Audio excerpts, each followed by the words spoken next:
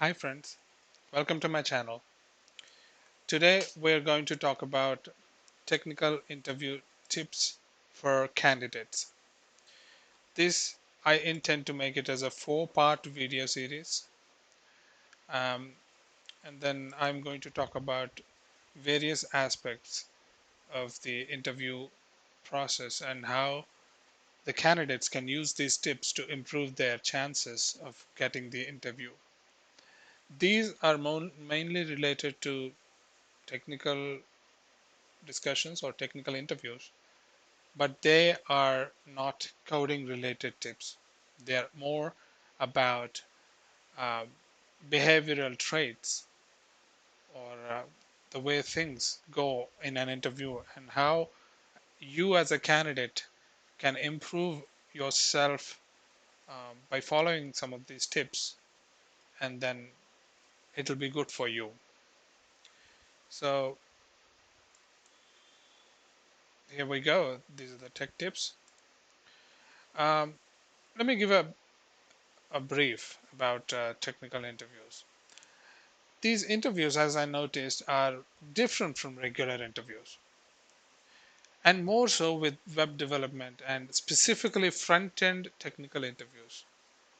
The panelists are a little different for these kinds of interviews. And because of that, it is very important to understand what is required for an interviewee or a panel or a candidate like you beyond the obvious technical skills in order to succeed in these kind of interviews. So in this video series, I will try to cover those points which might be, uh, some of them might be easy to miss, but they'll be very useful. And if you as a candidate can keep those in mind during the interview process. So let's get started.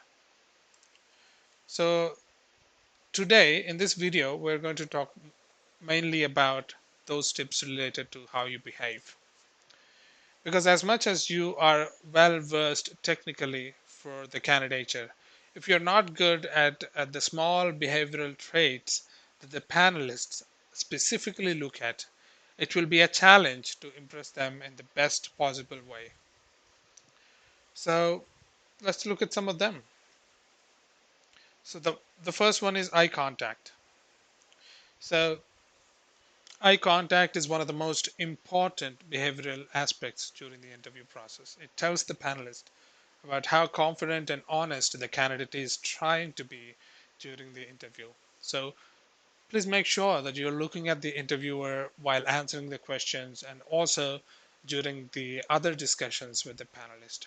So, and also, but note uh, one thing is that don't stare at the panelist continuously because that is not important and it's not effective, especially when the panelist is not looking at you.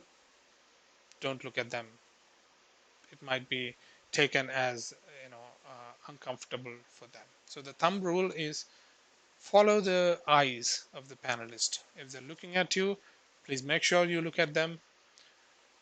But if they're not looking at you, you may be casual about it. So the thumb rule is maintain 80% of the time. So the next one is sitting posture.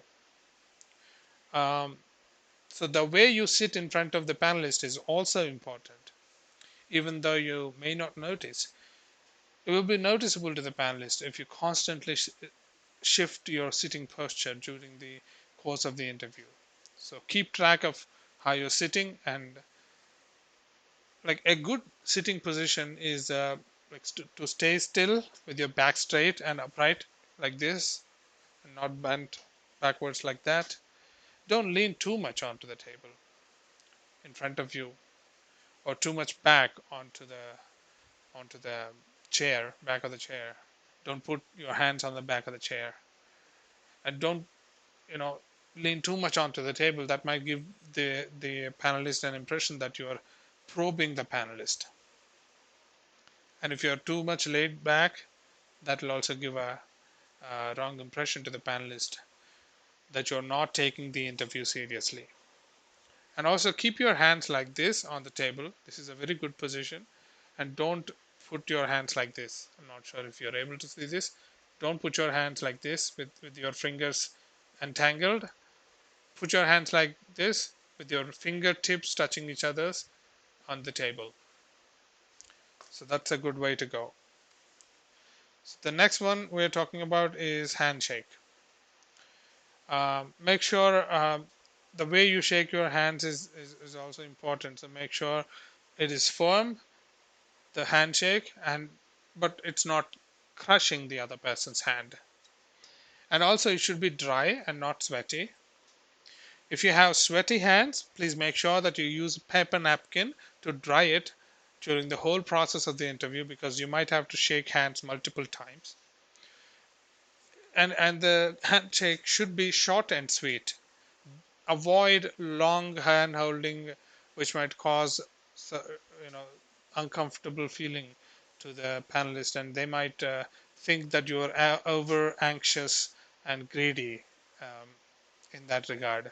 So have a pleasant handshake and make it firm and not sweaty, and short and sweet.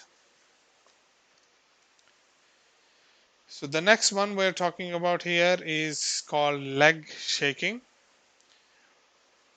It's a total no-no, because when a candidate is nervous, there are some signs that they involuntarily give away.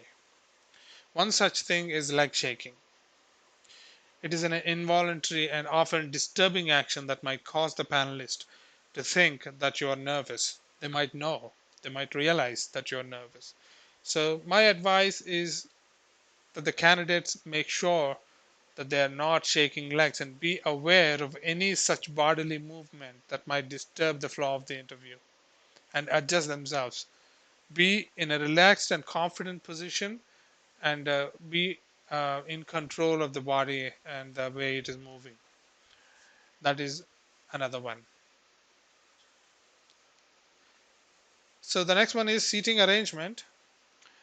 Usually the interview room will have two seats, one on either side of the table.